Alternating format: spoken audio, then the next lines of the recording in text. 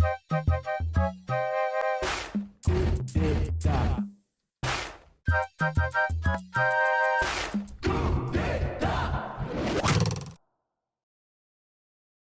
name's Liam. It's my face. Looks like this face. And I write for a blog called the Rude Baguette. We cover the Paris tech scene, basically, in English. A little bit about myself. I'm originally from California, which doesn't really mean much.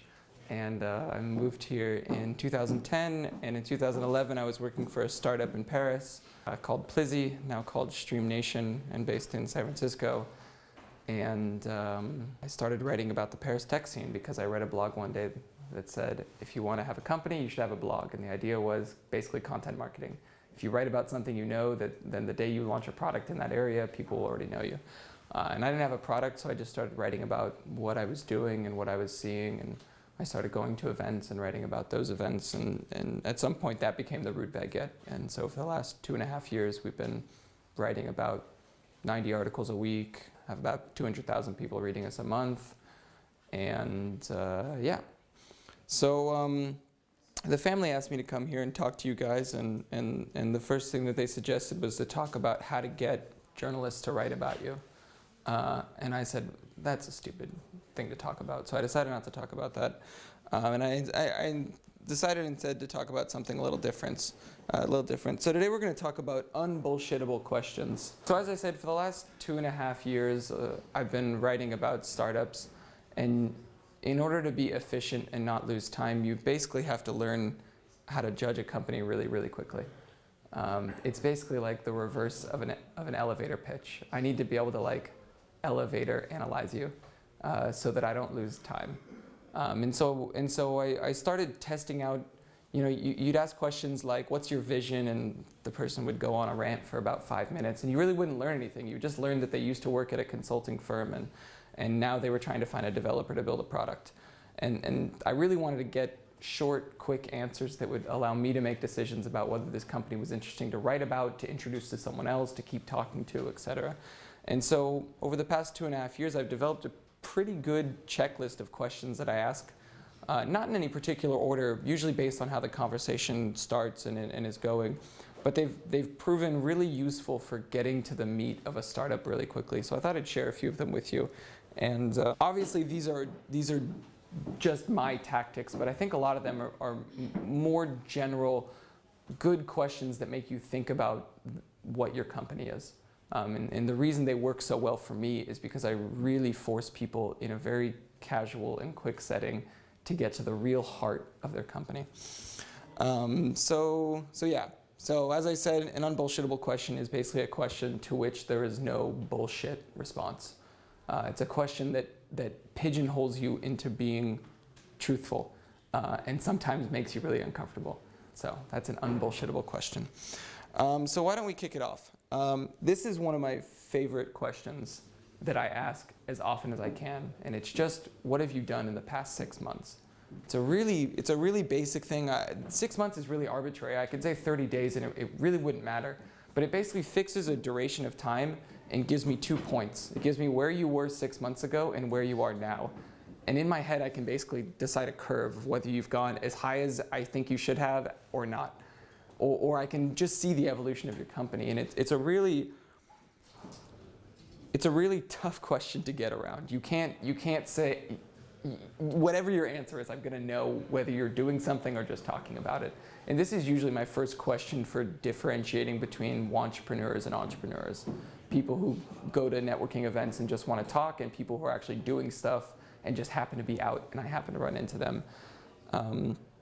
And so there's a lot of key things I look for. I like to look for tangible evolutions. We didn't have a product, and now we have a product. I don't care if it's alpha, beta, gamma, public, whatever.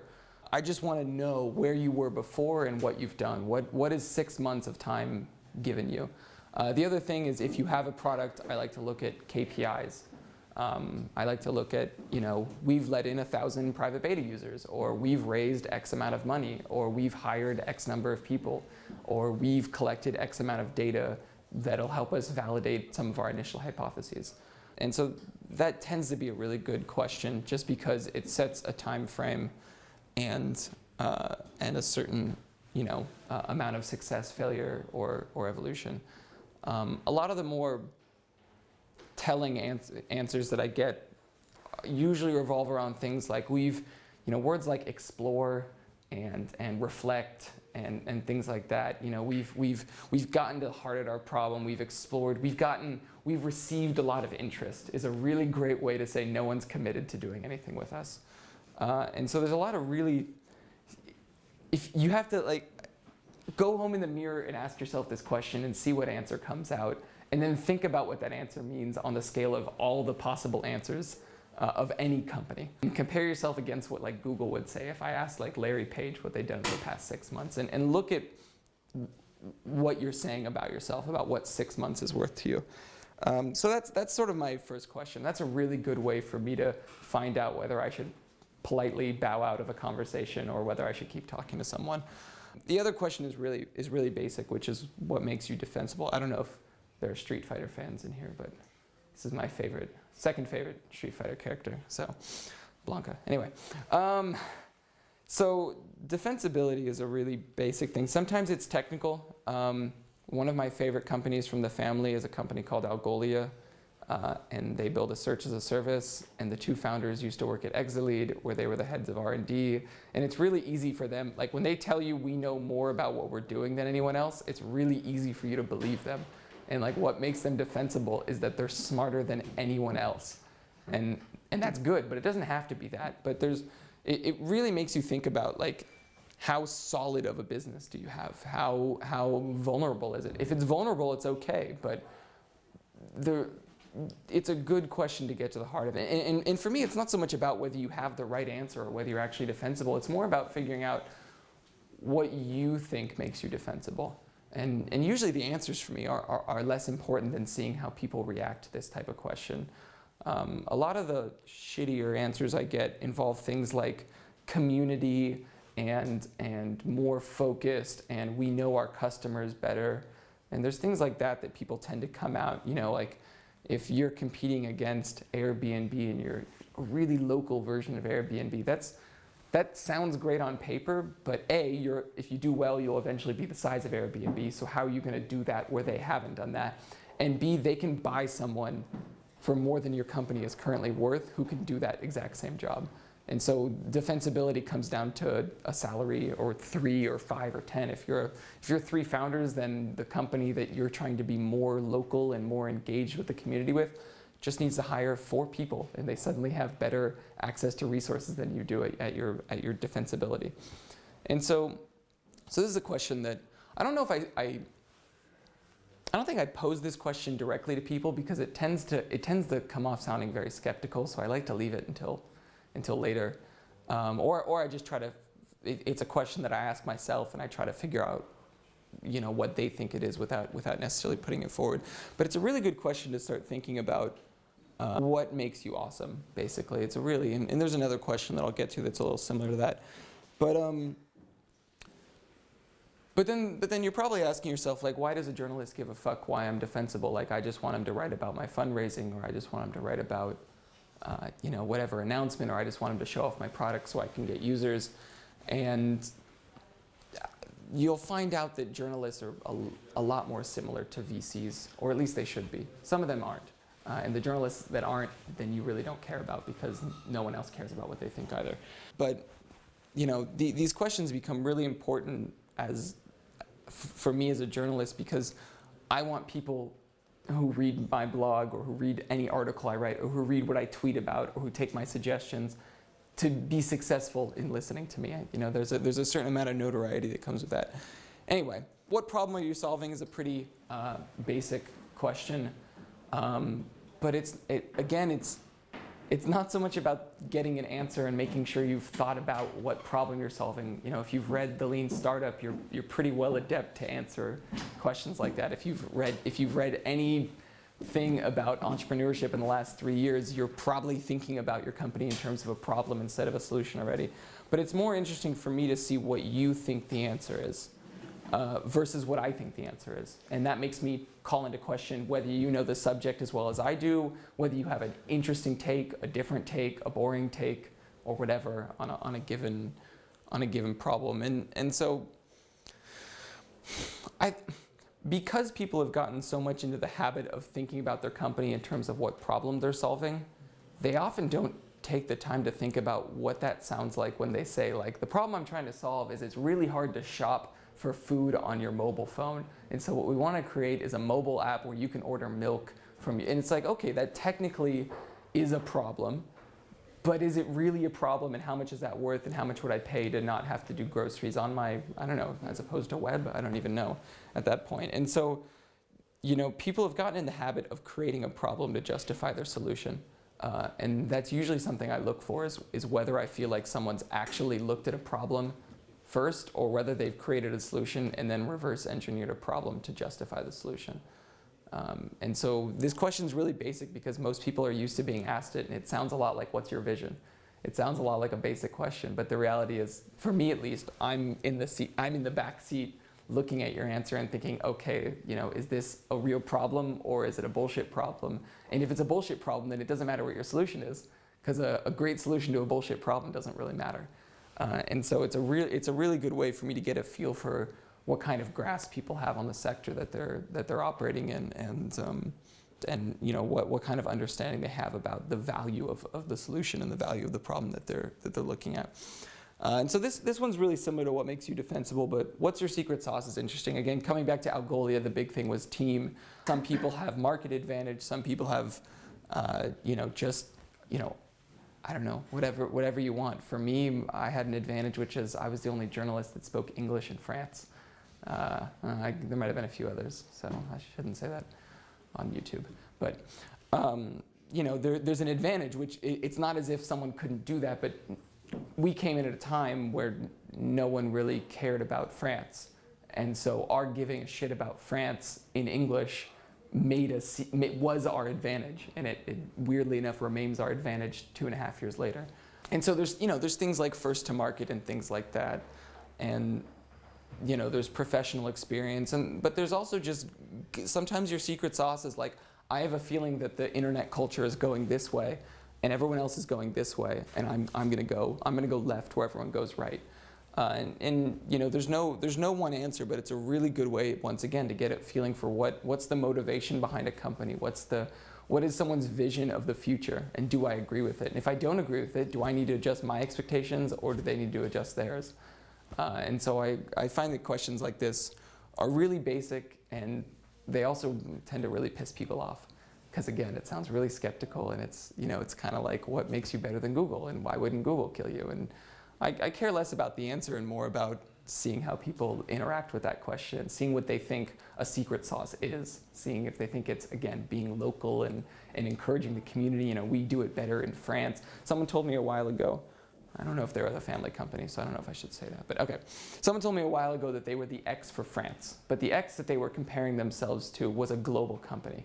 It's like saying I'm Facebook for France, which is the copain d'avant. It's like copain d'avant saying we're Facebook for France. Well, the reality is Facebook for France. So it's a really shitty way to describe your secret sauce, to say you're going to do the global thing in a country. Sometimes that works. Sometimes whatever that thing you're trying to be the French equivalent of is going to realize that it's cheaper just to come into the market than to acquire you. And so if your strategy is just to be something that's in the US for France, then you really quickly get fucked, because everything's global. It's the internet. Like we have readers in China, and I have no idea why, but we have readers in China. And so there can't be like a Rude Baguette for China. Like, it can't be like, we're going to write about English about France, but we're going to do it in China. Like, it doesn't work, because the internet is global. And so you really quickly run into things. So this is my favorite question. And I've been asking this one a lot recently, and it's been really good. This one's been effective. This is like the perfect lure for pulling people into saying something stupid that makes me realize that I'm less interested in their company. So, you know, they've gotten over the hurdle of what have you done in the last 6 months and all that. They've done something and things like that. And so I like to pick an arbitrary number. I put 12 months. Sometimes I'll just say the end of the year, but if it's towards the end of the year, I'll say the end of next year. Anywhere from like 9 to 15 months. Something reasonable that would be like before or around the time that they would raise the next round of funding. Because basically what I'm asking is, why would someone invest in you?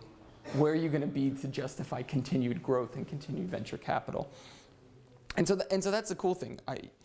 I'm not saying like, what's your vision for the long term? Everyone's vision is really easy. I want to be the X for the planet. Airbnb is, peer-to-peer hotel rental for everything.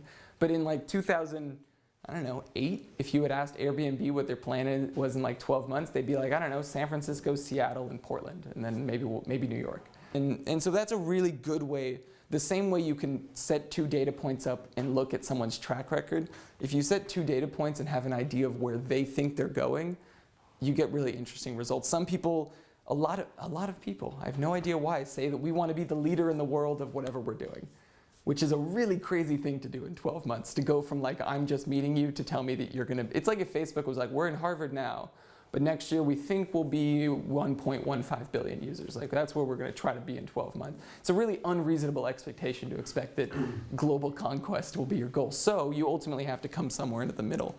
And so this question has been very good for figuring out. And what you get is really smart people who have an idea of what the hurdles are, what the barriers, what the opportunities, and you start to sort of reverse engineer their roadmap, which ultimately my goal is to know everything you're doing. That is the best way for me to write an informed article about a company, is to know literally everything they're doing. Like who they're talking to, whether they're building on Android or iOS, whether they're going mobile first, or whether they're going to go international and then build a mobile application across multiple markets, whatever. The best thing I can do is know more about you. And this is when you hit 2 data points over time, you can start figuring out, okay, well, if they want to be there, they're probably going to have to X, Y, and Z. And that's a really good way for me to get a feeling about whether I should write about them today. Because ultimately what I want to do is write about a company 12 months before they do something awesome. That's the key for me. I don't want to, I'm not CNN, and I'm not, not even the Wall Street Journal. They write about early companies. I'm not USA Today. USA Today is writing about Airbnb. I want to write about the company before, so that when USA Today has to write an article, they have to reference things that I wrote. They have to be like, well, the Rude Baguette's been covering them for a year. That's like the ultimate deal flow for me, is when people have to reference me. And so there's this urge to identify someone 12 months before they're awesome. Like Algolia, which I wrote about in like 2012. Just saying, I knew they were going to be huge. I'm kidding. In 12 months, they'll be huge. Fuck, I shouldn't have said that. Okay, last question. Does anyone know who this person is? Anyone? Bonus points for anyone who knows who the character is on the screen? Captain something. Byron? No? Bison. Bison. Thanks, North American girl. Appreciate that. Okay, so Captain Bison in Street Fighter is the last, or sometimes second to last, boss that you face. So the question is, who do you see as your biggest competitor? And it's a pretty basic question, except I'm not asking who are your competitors. I'm asking, who do you think your competitors are?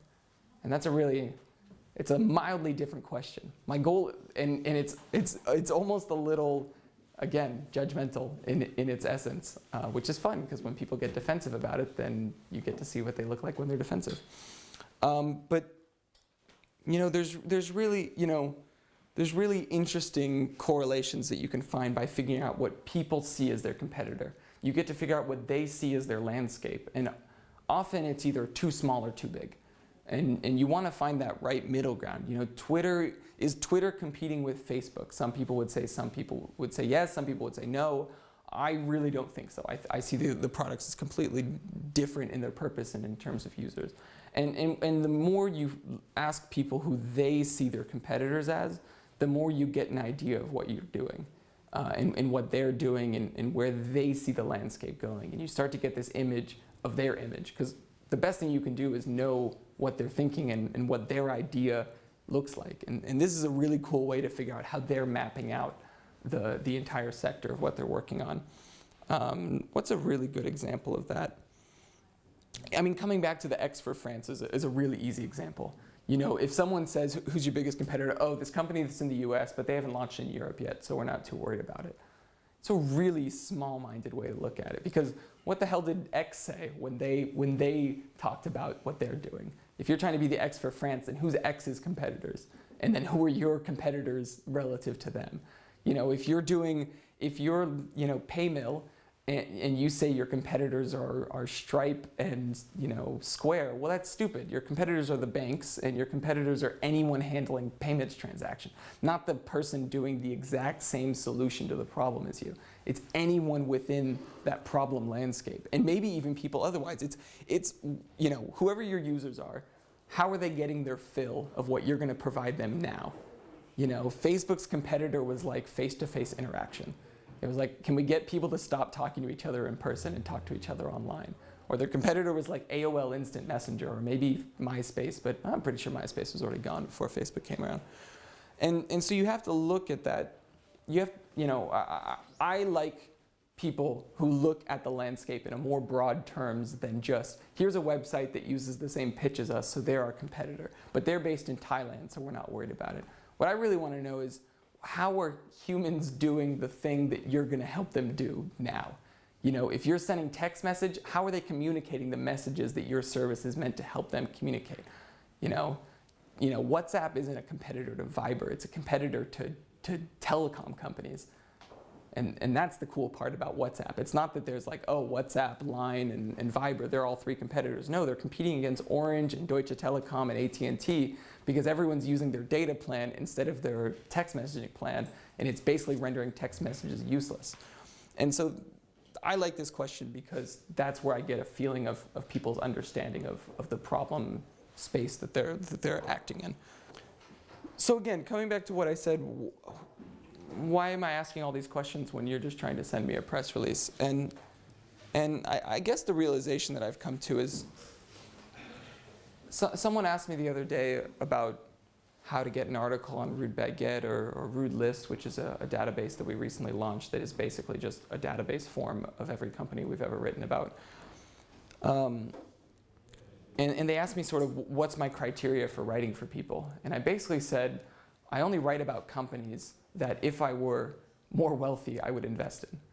I don't have money to invest in people, so instead of investing with money, I invest with words. And so every article I write, I consider, and I think a lot of bloggers do. I think bloggers, especially independent small bloggers, because they're trying to build reputation. And so when you're going to talk to a journalist or a blogger or an individual or whatever, you're talking to a VC. He just doesn't have money to give you. He has words. He can give you words and he can put them on a page, and when people read that, it won't look like an advertising. And so I realized that there's a lot of interesting relationships between VCs and journalists, as in there's a lot of interesting relationships between how entrepreneurs interact with both. And understanding that they're very similar makes it easy to interact with both of them, I think. I mean, the first thing is, it's a long-term relationship. The people I like to write about are people that I've built a relationship with and that I would consider my friends, and that every time I'm relatively in their sector space, I find a reason to bring them up because I know them well and I like them. And I have really good clarity about where they're going. It's not a risk for me to back them because I've written about them before. I've seen how they perform over time. I have a bunch of data points in my head about their performance. And they say at the end of 2014, we're going to do X, and they're X plus 10. And I remember that because they told me in 2012, this is where we're going. And so it's a really long-term relationship. And it's the same thing with VCs. If, the myth of the elevator pitch is silly. It's kind of like how you give your business card at a networking event. Like if you give your business card to someone, it's not like you now know them. You've just done the first part of a really long relationship that either will take place or not. And so there's a lot of things like that, and I find that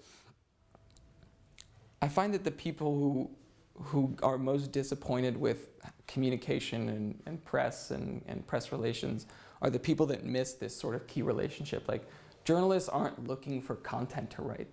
It's not really how we function. There are some journalists who function like that, but again, those aren't the journalists that are going to give you the biggest impact for what you want, and which is to get visibility from something that has notoriety. And so, I don't know. Realize that this relationship is a very tricky one, and realize that I get called out for writing about my friends sometimes, but my friends are just people who have spent the time to build a relationship with me. I wrote about the family 2 weeks ago because I know the family, and it's really easy for me to do it because I've literally followed them for a year, and they've kept me posted, and they don't ask for things that I'm not going to give them, and they don't come to me for an article. And coming to a journalist for an article is like going to a VC for money. It's just the exact wrong way to go about it. You know, you go to a journalist for feedback and you go to a VC for advice. And it's a hard thing because usually the first interaction with both is when you need something from them. And it's the worst time to reach out to them. You know, you go to a VC when you need money and you're like, hey, I'd like to explain to you why I'd like you to give me money. And it's just the worst way to start it off. And it's the same thing with journalists. If your first interaction is, hey, I'd like you to write about this thing, well, what I really would have liked is to know you 3 months ago and for you to say, hey, in 3 months we're going to be doing something awesome. Because then once you do it, I'm like, oh, they said they'd do it, and they did it, so they're like 1 for 1. And that's good enough for me. That's not a negative, bullshit to commitment ratio. You followed through with what you're going to say. So this is how I view the journalist role today, and I don't think I'm the only one, but I don't think it's exclusive. But I think as you start to really build stuff and you start to think about, among other things, a way to get people to know about you is press, really think about these questions, because the better a grasp you have over questions that are going to poke at the core of your company, the better you're going to know your company, and the more interesting you're going to be to people. And the more unique and the more easy it's going to be for a journalist to justify to himself writing about you. And they're going to even want to follow you as you develop because they want to see whether your theory about the future of whatever industry you're in is right. And so the more you get to the heart of these, the better off you're going to be, and the more you realize that there's this long-term investment relationship. My ROI on writing about a company is 7 years. 7 years from now, I want to be able to say I wrote about that company at their seed round, and now they're IPOing. That for me is like awesome, because the day I write that IPO article, I'm going to be like, by the way, I wrote about them when they raised their rounding. Here's the article. Look at the timestamp. I did it. See all the comments. People were like, oh, what's this? That's like the ultimate. I don't know why. I haven't yet figured out. That's an ego thing probably, but whatever. Play to my weakness. But it's the ultimate goal. And so realizing that you want to build that long-term relationship, you don't want me to write about your launch. You want me to write about your Series C fundraising. So you're going to build a relationship for me from the day one, and you're going to answer these questions. And sometimes you're going to say, I don't know, let me get back to you. I don't have a great answer for that. And you're going to come back to me. And you're going to but the problem is there's like 50 of me. I'm not the only me.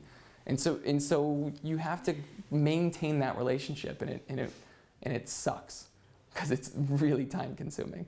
But just so you know, it's just as time consuming for me as it is for you. So that's me. As I said, don't try to wow me and show me your awesome vision and do all the smoke bombs and flashbangs and things like that. Just make me wish that I could invest in you and that I wasn't a poor journalist.